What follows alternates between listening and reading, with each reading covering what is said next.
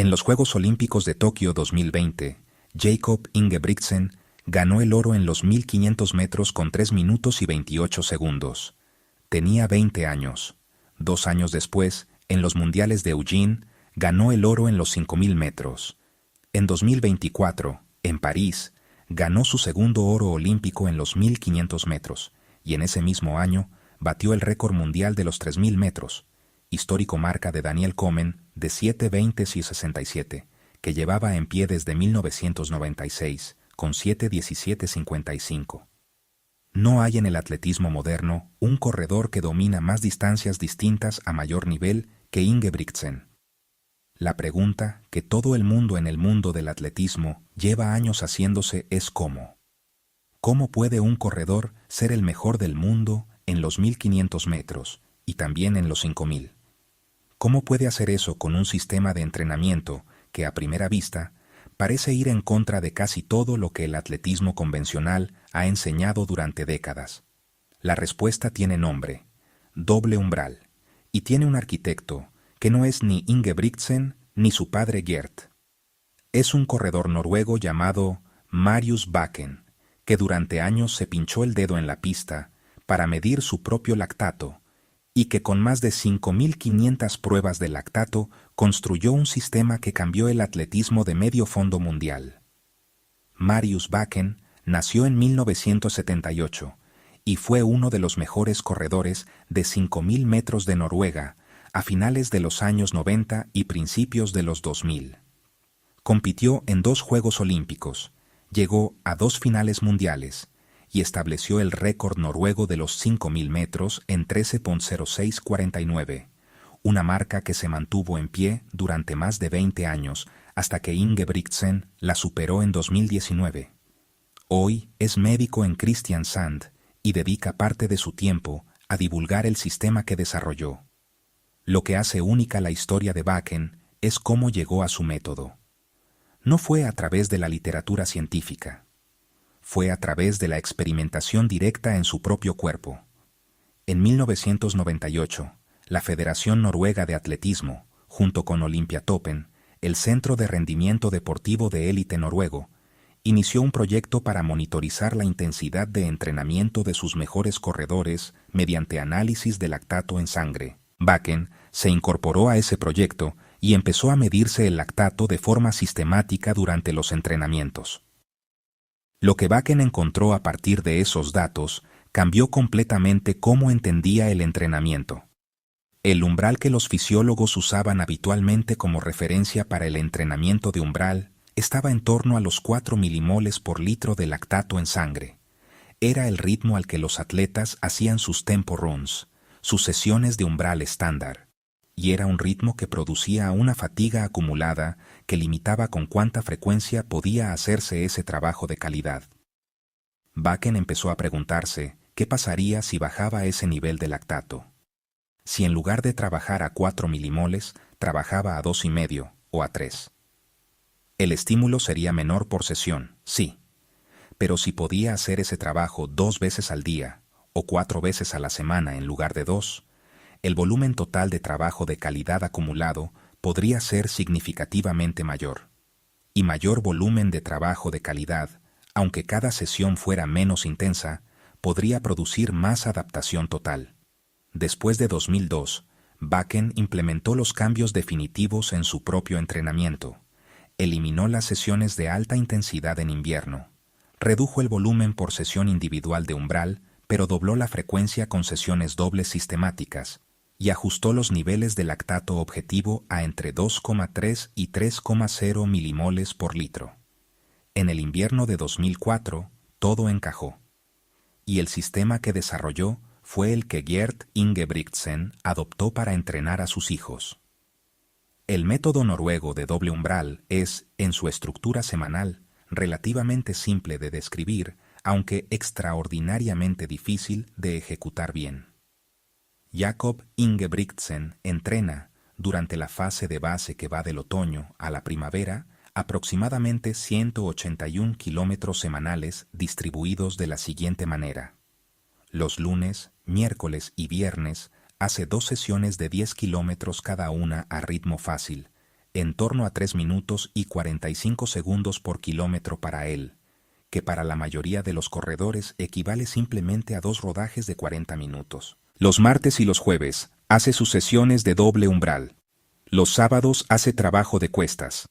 Los domingos hace un rodaje largo de 20 kilómetros, que Ingebrigtsen ha declarado que es la distancia máxima que ha corrido en toda su vida.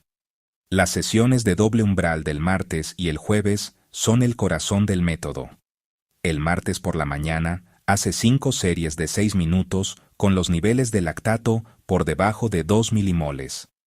Por la tarde hace entre 10 y 12 series de 1000 metros con lactato por debajo de 3,5 milimoles. El jueves por la mañana hace 6 series de 5 minutos por debajo de 2 milimoles. Por la tarde hace 20 series de 400 metros, también con lactato por debajo de 3,5 milimoles. Los sábados, la sesión más exigente de la semana, 20 series de 200 metros cuesta arriba, recuperando trotando de vuelta al inicio, con los niveles de lactato ascendiendo hasta 8 o 10 milimoles. Es el único día en que Ingebrigtsen trabaja claramente por encima del segundo umbral. Todo lo demás en la semana, con excepción de esas cuestas, está por debajo de él. Eso, en una semana que suma 181 kilómetros, es uno de los perfiles de distribución de intensidad más extremos del atletismo de élite moderno. La distinción más importante, y la que más se malentiende cuando se habla del método, es que estas sesiones no son tempo runs convencionales ni intervalos de alta intensidad. Son trabajo subumbral, deliberadamente por debajo del segundo umbral de lactato, en la zona que Bakken llama el rango óptimo de 2 a 3 milimoles, donde la sesión es suficientemente exigente para producir adaptaciones de umbral, pero no tan intensa como para generar la fatiga sistémica que impide repetir el trabajo al día siguiente o por la tarde del mismo día. Esa es la clave de todo el sistema. No es más intenso. Es más frecuente porque es más controlado. La lógica fisiológica detrás del método noruego de doble umbral tiene un respaldo científico que se ha ido construyendo en paralelo con los resultados de sus atletas. El principio central es la acumulación de volumen de trabajo de umbral sin la fatiga que una sesión única larga a esa intensidad generaría. Cuando un corredor hace un tempo run de 30 minutos a su umbral de lactato, la frecuencia cardíaca, el lactato y la percepción del esfuerzo van aumentando progresivamente a lo largo de la sesión. Un fenómeno que los fisiólogos llaman deriva cardiovascular. Los últimos 10 minutos de esa sesión se corren en condiciones metabólicas significativamente más exigentes que los primeros 10, aunque el ritmo sea el mismo. La sesión acaba siendo más estresante de lo previsto y la recuperación necesaria es mayor. En julio de 2024, Chosen Talsnes y colaboradores de la Universidad Noruega de Ciencia y Tecnología publicaron en Frontiers in Physiology el estudio más relevante disponible para respaldar el mecanismo central del doble umbral. 14 atletas masculinos de resistencia de nivel nacional, con un VO2 max medio de 69,2 mililitros por kilogramo y minuto, completaron 2 condiciones en diseño cruzado, una sesión única de 6 series de 10 minutos a umbral y 2 sesiones de 3 series de 10 minutos con 6 horas y media de recuperación entre ellas, con el mismo volumen e intensidad total. Los resultados fueron claros. En la sesión única, la frecuencia cardíaca, el lactato y la percepción del esfuerzo aumentaban significativamente en la segunda parte de la sesión respecto a la primera. En la condición dividida en 2 sesiones, la segunda sesión mostraba menores valores de frecuencia cardíaca, lactato y percepción del esfuerzo que la segunda parte de la sesión única, con mejores marcadores de recuperación a la mañana siguiente. La conclusión del estudio es la que Bakken había deducido empíricamente 20 años antes. Dividir el mismo volumen de trabajo de umbral en 2 sesiones separadas permite acumular más tiempo de calidad en el rango de intensidad óptimo con menor estrés fisiológico acumulado. El organismo nunca acumula la fatiga progresiva que produce una sesión larga, lo que facilita la recuperación y permite volver a entrenar con calidad a las pocas horas o al día siguiente. Es importante señalar que el estudio de Talsnes et al. Tiene una limitación que sus propios autores reconocen. Solo mide las respuestas agudas de una sola sesión doble, no los efectos crónicos de semanas o meses de entrenamiento con ese protocolo. La pregunta de si el doble umbral produce más adaptación crónica que el umbral único sigue sin tener una respuesta experimental definitiva. Lo que sí tiene es evidencia mecanística sólida. Si la sesión dividida permite más tiempo de calidad con menos estrés acumulado, la aritmética del entrenamiento hace plausible que semanas de ese protocolo generen más volumen de trabajo de umbral absorbido con la misma recuperación. Hay además un mecanismo de adaptación del umbral de lactato, que el mayor volumen de trabajo subumbral crónico produce con especial eficiencia. El umbral de lactato, que es el parámetro que más directamente determina el rendimiento en las distancias de medio fondo y fondo, responde al volumen de trabajo acumulado en esa zona de intensidad más que a la intensidad máxima de cada sesión individual. Un corredor que acumula 40 kilómetros de trabajo de umbral por semana durante meses va a desarrollar un umbral de lactato muy superior al que acumula 15 kilómetros por semana, aunque cada sesión individual sea más intensa. El doble umbral noruego es, en ese sentido, una optimización del volumen de trabajo en la zona más efectiva para desarrollar el umbral de lactato. Si llevas tiempo siguiendo este canal, en este punto probablemente estés haciendo la misma pregunta que le hicieron a Seiler cuando el método noruego empezó a ganar visibilidad. ¿No se contradicen? Seiler dice que hay que evitar la zona de intensidad media. El método noruego la convierte en el eje central del entrenamiento. ¿Cómo puede ser que los dos tengan razón? La respuesta está en una distinción que es sutil pero crucial. El método noruego no trabaja en la zona de intensidad media que Seiler identifica como el problema. Trabaja en la límite inferior de esa zona, deliberadamente por debajo del segundo umbral, a lactatos de entre 2 y 3 milimoles por litro. Lo que Seiler llama zona de intensidad media, la zona entre el primer y el segundo umbral que él recomienda evitar, abarca un rango más amplio. El problema que identifica Seiler es el corredor que entrena constantemente en esa zona, sin llegar a acumular suficiente trabajo realmente bajo en zona 1, ni trabajo realmente alto en zona de VO2 max. El método noruego evita ese problema siendo muy preciso sobre en qué punto exacto dentro de ese rango trabaja, siempre en el extremo inferior, y complementándolo con abundante trabajo en zona 1 los días de rodaje fácil. Dicho de otra forma, el método noruego no es la zona gris que Seiler critica. Es una optimización muy controlada del trabajo en el límite superior de la zona aeróbica, ejecutada con una precisión de lactato que la mayoría de los corredores que entrenan en zona media no tienen. La diferencia entre el método noruego bien ejecutado y el entrenamiento en zona gris que Seiler critica no es de teoría, es de milimoles, y esos milimoles son exactamente por eso, por lo que Bakken y los Ingebrigtsen usan tiras de lactato en cada sesión.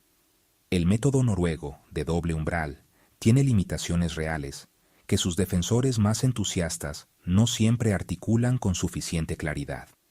La primera y más importante es el riesgo de lesión cuando se aplica sin el control de lactato adecuado.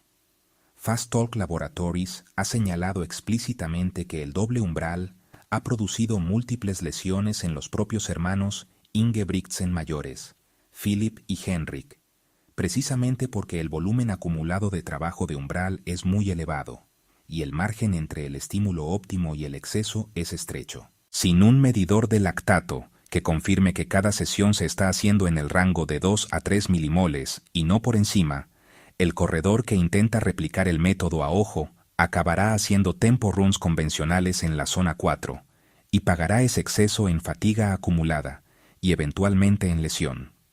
La segunda limitación es el volumen base requerido. Los 181 kilómetros semanales de Ingebrigtsen no son el contexto para el que el corredor popular debería adaptar el método. Incluso con la intensidad controlada del doble umbral, ese volumen exige años de adaptación musculoesquelética previa.